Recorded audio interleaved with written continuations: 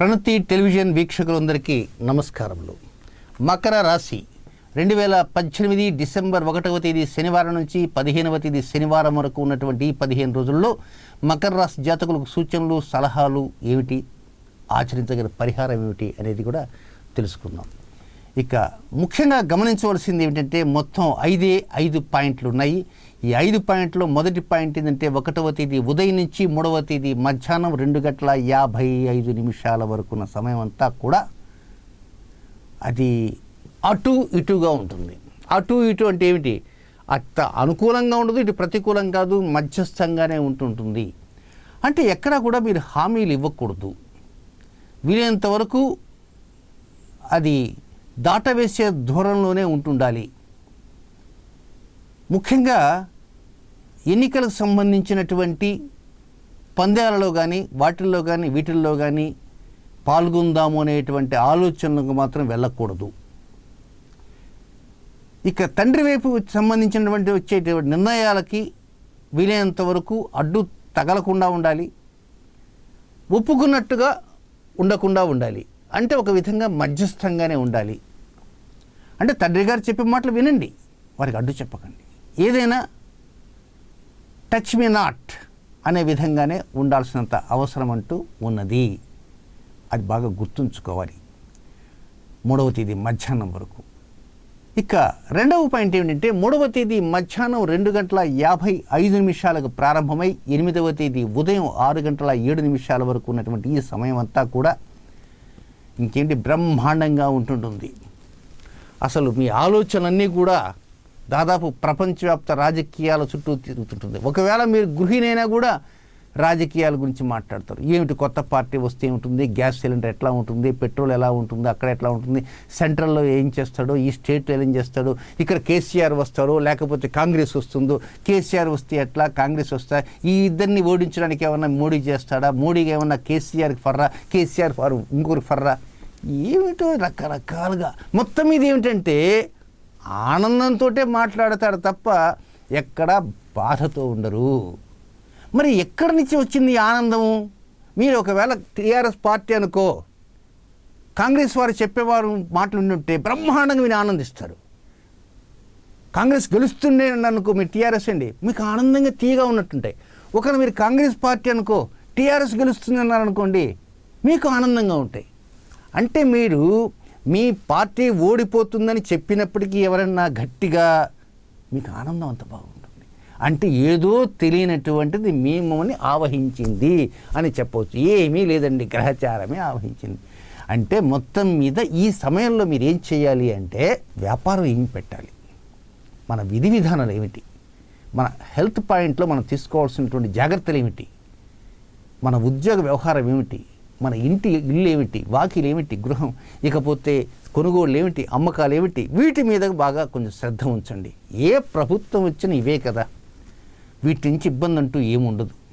కానీ ఏదైనా సరే ఏ ప్రభుత్వం వచ్చినప్పటికీ మీరు మాత్రం చక్కగా ఆనందంగా ఈ 5 రోజులు చక్కగా గడిపేటువంటి అవకాశాలు అంటూ ఉంటాయి.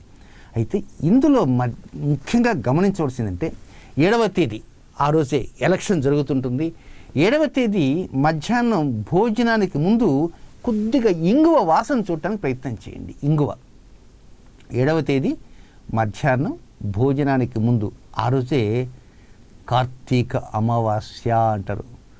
కురుక్షేత్ర సంగ్రామం జరిగినటువంటి రోజు ఆ రోజు కనుక అమావాస్య రోజున మధ్యాహ్నం భోజనానికి ముందు కొద్దిగా ఇంగువ గడ్డ తీసుకొని బాగా పిలిచి మళ్ళీ 1 నిమిషం ఆగి మళ్ళీ వాసన చూసి అట్లా 4-5 సార్లు వాసన చూడటానికి కొంచెం ప్రయత్నం అంటూ చేయండి.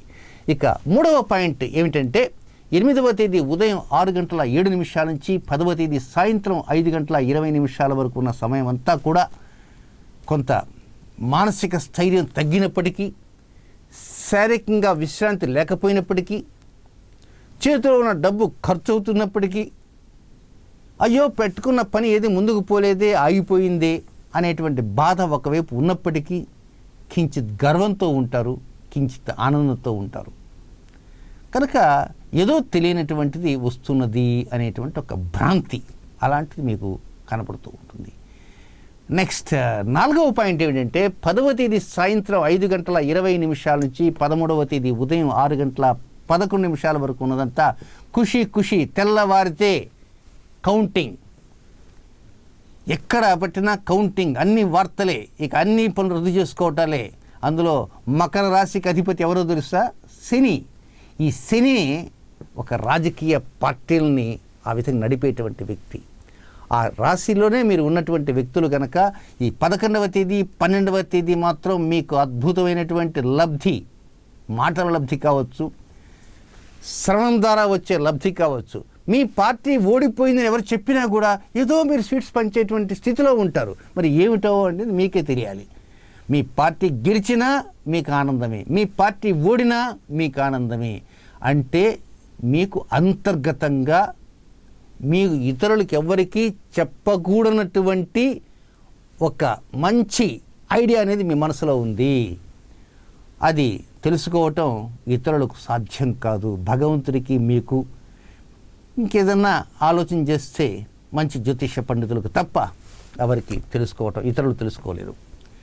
ఇక చివరిగా 5వ పాయింట్ ఏమిటంటే 13వ తేదీ ఉదయం 6:11 దగ్గర నుంచి 15వ తేదీ అర్ధరాత్రి వరకు ఉన్నటువంటి ఈ సమయం అంతా కూడా నిజంగానే మీ పార్టీ ఓడిపోయింది అనుకుందాం. మీరు ఓడిపోయిందన్నారు, అదేనండి ఆలోచిస్తున్నాను, కొంచెం బాధగా చెప్పేస్తారు. మాటలు మాత్రం బాధగా చెప్తారు. ఒకవేళ మీ పార్టీ గెలిచిద్ది అనుకోండి, అప్పుడు కూడా బాధగా చెప్తారు. ఏమండి గెలిచామండి, గెలిస్తేరా చాలా జాగ్రత్తగా ఉండాలి కదా, ఇదేంటి కత్తి మీద సాము లాంటిదండి రాజకీయాలు, ఇది గెలవంగానే మనం సంతోషపడితే ఎట్లా? ఓడినా వేదాంతంగా చెప్తారు, గెలిచినా వేదాంత ధోరణిలోనే మాటల రూపంలో చెప్తారు. నిన్న మొన్న ఏమిటంటే అదంతా మానసికంగా ఉంది, ఇప్పుడు అవుట్ అయిపోతారు. అవుట్ అయిపోయి అసలు విషయాన్ని ఎక్కడో చుచాయిగా వదిలేటువంటి అవకాశం ఉన్నాయి. ఆ సమయంలో కొంచెం చేతికి చిడుం కూడా వదులుతుంది, కొంచెం డబ్బులు కూడా ఖర్చు అవుతాయి. మరి ఆ డబ్బులు ఎంత ఖర్చు అవుతాయి ఏమిటనేది వెయిట్ అండ్ సీ. మొత్తం మీద మకర రాశి జాతకులకి ఈ 15 రోజుల్లో బ్రహ్మాండంగా లబ్ధి అనేది 68% లబ్ధి కనబడుతూ ఉంది. కనుక 32% మాత్రమే ప్రతికూలతలు ఉన్నాయి. 68% లబ్ధిలో మనసులో ఉండేటువంటి ఆంతర్యాన్ని మీరు బాగా నమ్మేటువంటి వ్యక్తులు ఎవరైనా ఉంటే వారికి చెప్పడానికి ప్రయత్నం చేయండి. మనసు విప్పి మాట్లాడండి. మనసులో ఉన్న మర్మాన్ని తెలియజేసి వారి ద్వారా కొంతవరకు అనుభూతుల్ని వారితో పంచుకోవడానికి ప్రయత్నం అంటూ చేయండి. శుభం.